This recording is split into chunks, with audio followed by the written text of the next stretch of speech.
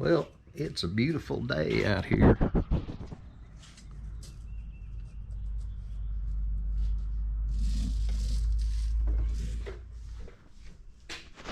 Nice little May morning. Be a great time to get the old Buell out and take it for a ride.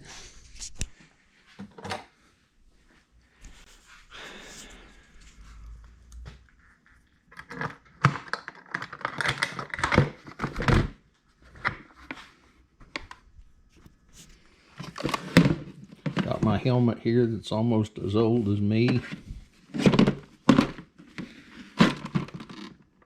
Got it when I was in a little different frame of mind than I am now. Actually, I think I got this thing, well, no, I did when I got my 91 Heritage Softail. So, anyway, that dude's been to Sturgis and back and around the block several times. So, here's my old Buell. I don't know if y'all have seen it. Some of you haven't. I just got it last week, May 4th, the day before my birthday. And changed the oil on it yesterday. Had to take that little chin spoiler off there to get to the oil filter, and it's showing its Harley roots and kind of marking its territory.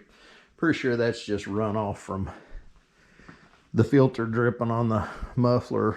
It's not, I don't know, I'll get used to it, but put me some stuff down to kind of shield it, I guess. You can see this filter right here is right above the muffler, so it dripped on it some when I changed it out. But it was pretty easy. I changed out the filter and the primary on it. I use the same oil on both of them. I read up on the web how to do it and that sort of thing. It's I've been a real Mobil 1 fan since forever. And this one comes 5 quarts in. I made a mark at the 2.5 quart mark for the engine, and then another quart down for the primary, so I wouldn't have to think too much while I was pouring it in there. My bike takes a 51-394 wicks. You can also, of course, buy the Harley filters. This stuff's just real expensive, and I think these are a really good filter. I've also used the Mobil 1 filters. They feel heavy, and I've seen cutouts, and actually I've cut some of them before, and they have a pretty good interior.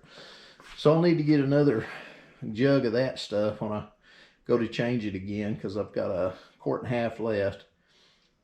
But it's like $24 at Walmart, and then the filter I got off of Rock Auto online. When I got my van parts in, there was about $5 plus freight and tax, so it was about half the price of what one had cost in a parts store of the same number. These bags are kind of funny. They want to be super safe about them, and I understand it, but it's kind of a pain. So when it's that way, it's closed, and it locks it, so they won't go flying off. Of course, same way on the bags here. On the sides, you just can open them up. This is kind of sticky, but I think it's kind of I'll get used to it. The handle feels kind of funny. You gotta open it. So you gotta hold those down a little bit and pop it open. Cool thing about these, or one of the cool things about them, is this latch on the side here does the same thing.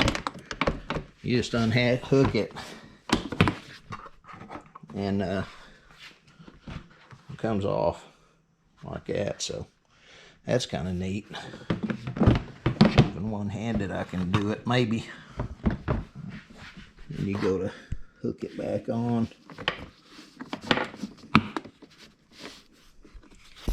See what I'm doing here. Let me try to make there. Okay.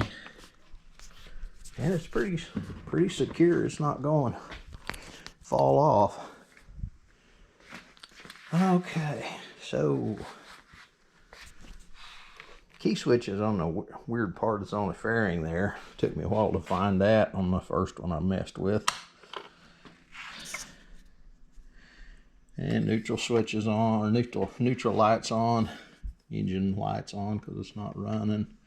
I always turn this thing off, so that screws me up because it won't start. And you probably heard the fuel pump running.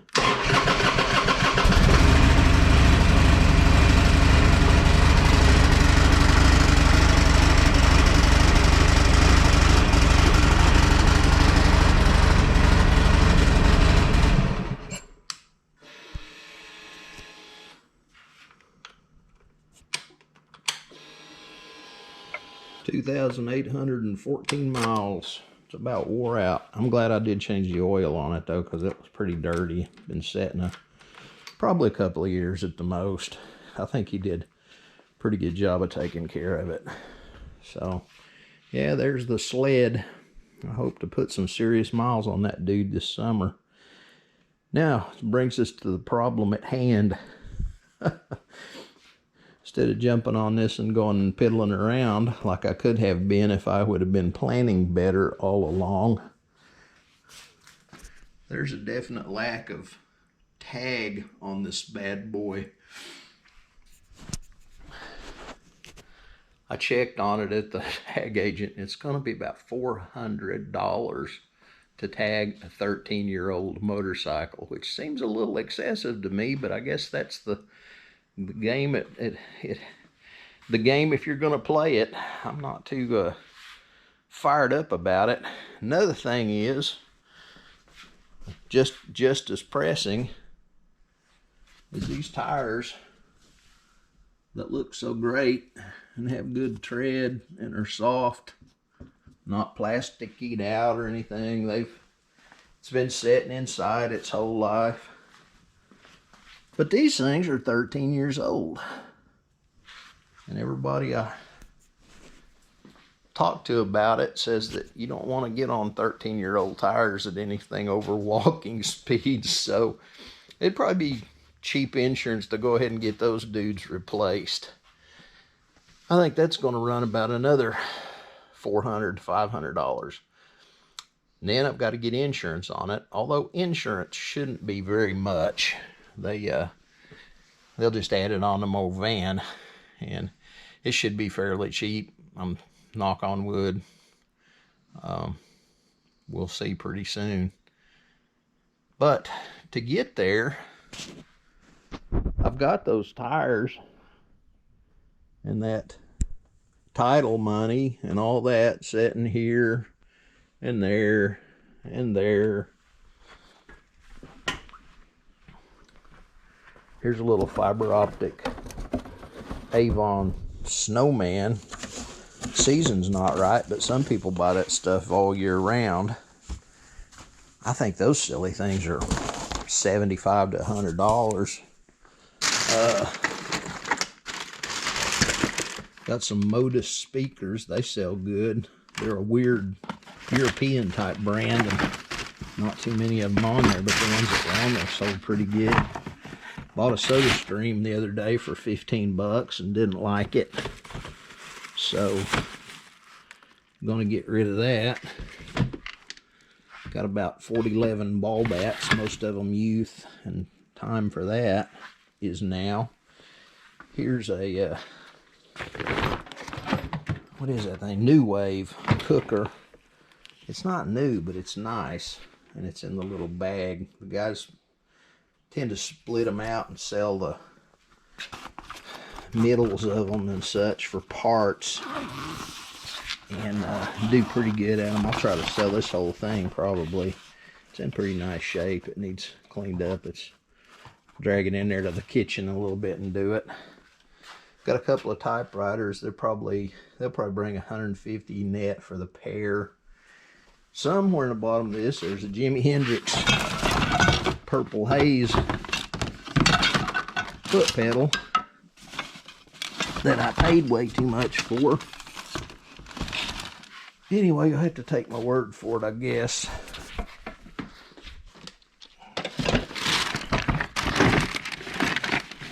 if I can't find it real quick. There he is.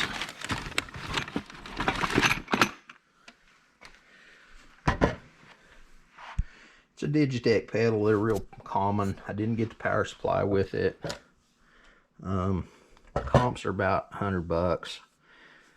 I paid $88 plus tax for the stupid thing, so I've got $100 in it.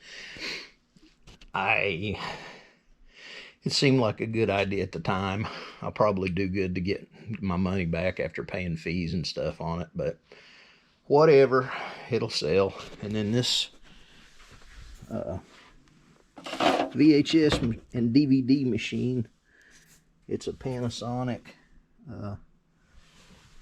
It does both DVDs and VHS, and it's got a HDMI out. I've tested it. It's got a pretty good picture even with those old VHS tapes. I guess it kind of up converts them somehow or another.